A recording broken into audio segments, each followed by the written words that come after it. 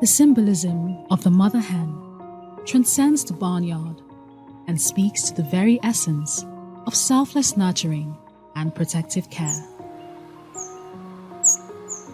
A universal emblem of maternal love, she embodies devotion without bounds. From the moment her chicks hatch, she becomes their unwavering guardian, providing warmth and sustenance.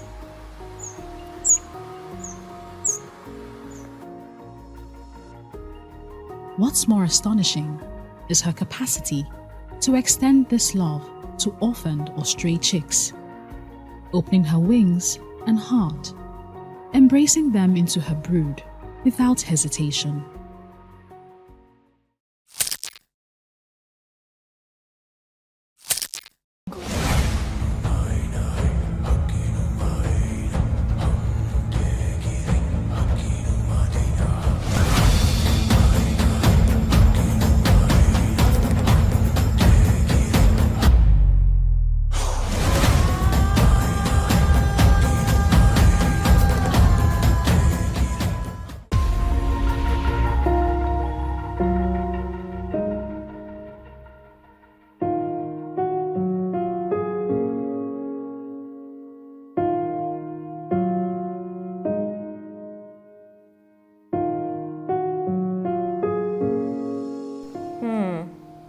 I can't exactly remember my first act of kindness, but I was definitely raised in a culture of caring.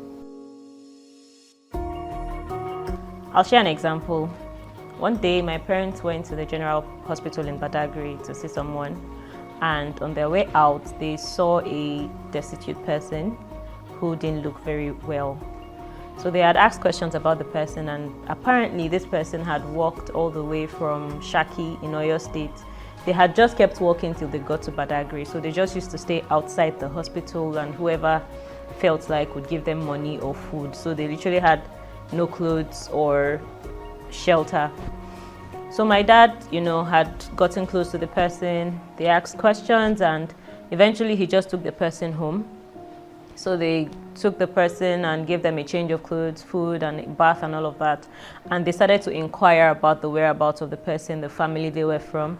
Luckily, the person remembered their family name, and he was able to now call people that he knew within his contacts to go to the area that their family home was in Shaki and try to inquire about the person that they had met. I mean, it turned out that the family of the person had been searching for them, and it was a relief for them that they were with a family that had taken care of them, at least for the number of days. And eventually the family came all the way to Badagry to pick up their family member, and that was the end of it. So that's the kind of person my dad is, and my mom as well. They do the same thing, and that's the environment that I grew up in.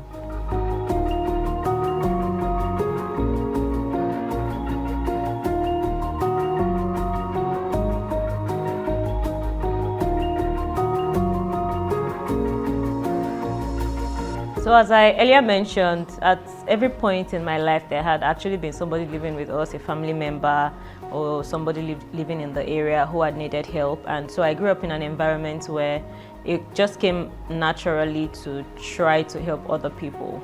Officially, I started advocacy when I had volunteered with an NGO in 2014, I believe. And I thoroughly enjoyed the entire process. And I was looking forward to their next project in 2015, but that didn't happen in 2015 for some reason. I had waited and waited, and the year ended and nothing happened. So in 2016, I put up a post on my BBM saying that I would like to do this, and if anybody was interested, they should let me know. So I got a number of responses. I had read about a community called Dustbin Village in Ajegunle, and I had researched about them online. I had seen that it was practically a community that people lived on the dump site. I was very curious, and so one of the people who responded to my BBM is Olujuyigbe Ayo-Akewe, my friend who happens to be a photographer. So I just called him up, and together we went to the area in Ajegunle. We got there and asked a number of questions. We eventually found our way to the Bale, that's the community leader of the area. We told him what we wanted to do. He allowed us to take pictures, and he told us there was a very welcome development. He told us the community needs, and we're able to balance that with the kind of support we're able to give.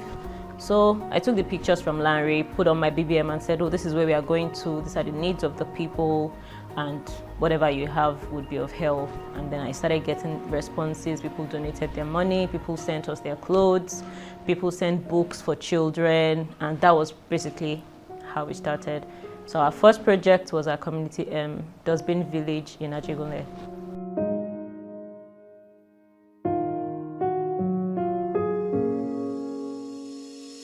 Since 2016, the Relief Project has gone on to impact hundreds of lives across various communities.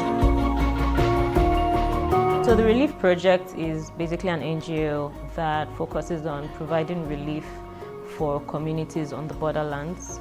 We're focused on riverine communities on the coastline, more or less. For now, we've done about 8 communities so far. And what we do is we crowdsource relief items for them. So everything from food items to clothing items to school items to general livelihood items is what we do.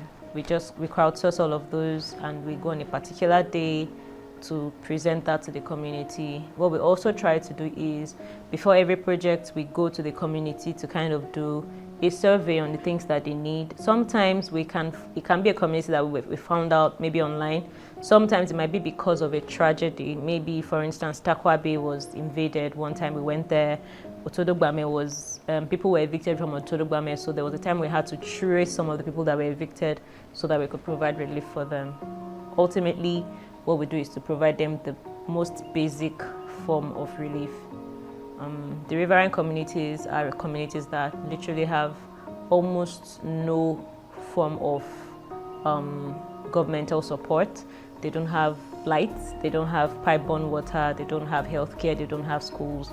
So we try to provide them with as much relief as we possibly can, in the absence of all the other things.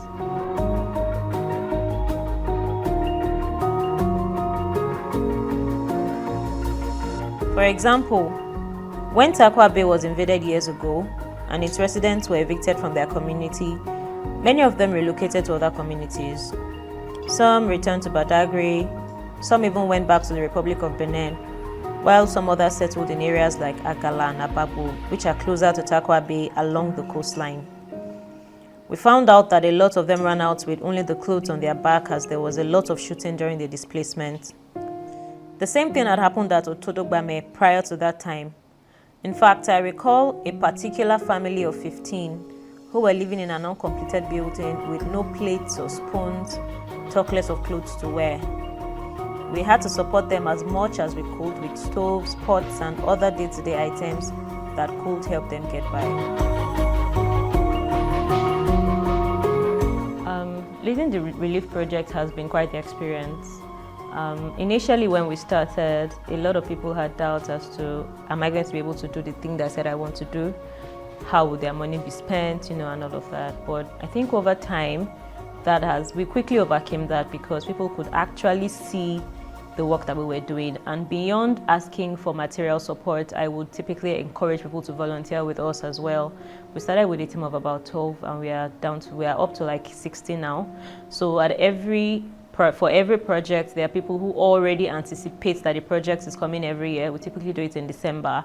And so they keep their items from the beginning of the year. Some keep their books, their children's school books. Some make it their Christmas good deed. So every year, there are some people that are consistent with their support for the project. It could be in terms of cash, it could be in terms of material donations. And a lot of people volunteer as well. It has been quite interesting watching people switch from doubt to outright support and advocacy even.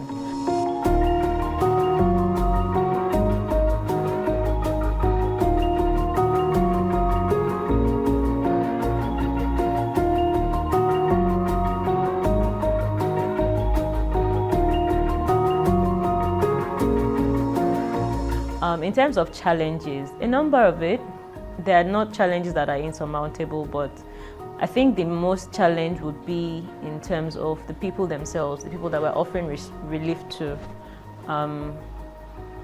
Sometimes it's hard to go there and feel that we're doing something good because of the kind of feedback we get. Sometimes they get violent because they want more than we have brought for them. Sometimes they get violent.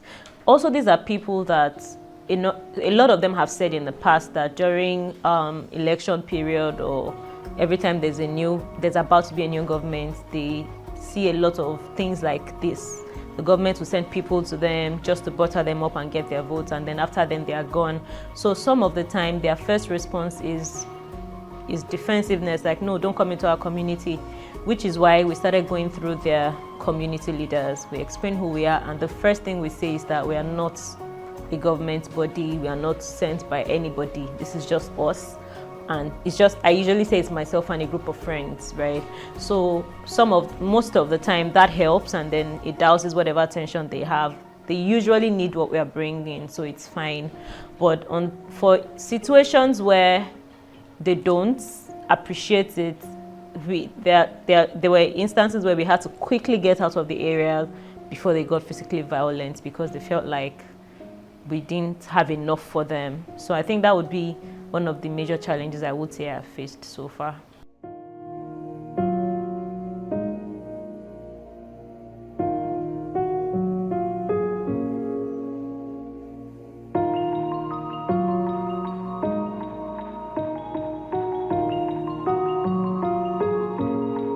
I wouldn't say I've been deterred in any way by the challenges. I don't consider the challenges strong enough to deter me, so to speak. I have felt discouraged a number of times, but I have never gotten so discouraged to the point where I would say I'm not doing this anymore. I really do think it's important. As far as I am convinced of the importance of the work that I am doing, and I have people who need this project, then I would continue to do it. So for me, it doesn't really matter what the responses are. If the overwhelming response is positive, if I go to communities and I see that they need help and it is help that I can render, I would always continue to do that.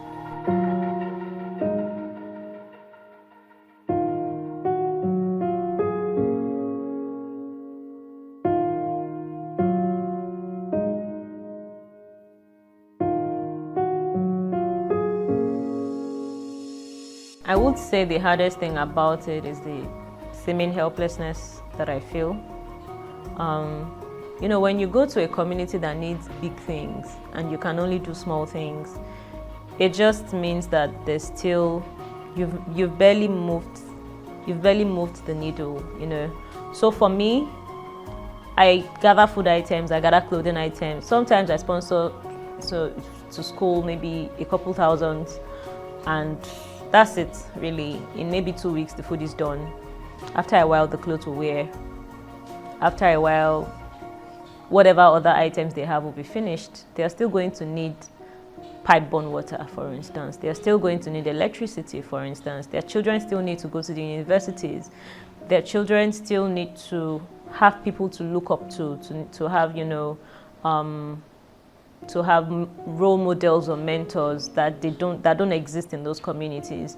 So I feel helpless many times because it's like, I get it, I'm doing what I can, but we need to do more. There's so much more that needs to be done.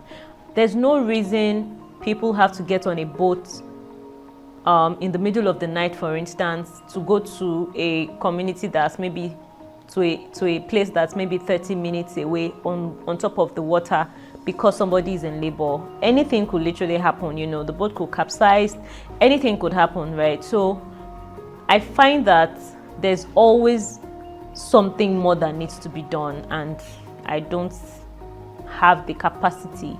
I can't build hospitals, So yeah, it is the helplessness that is the worst.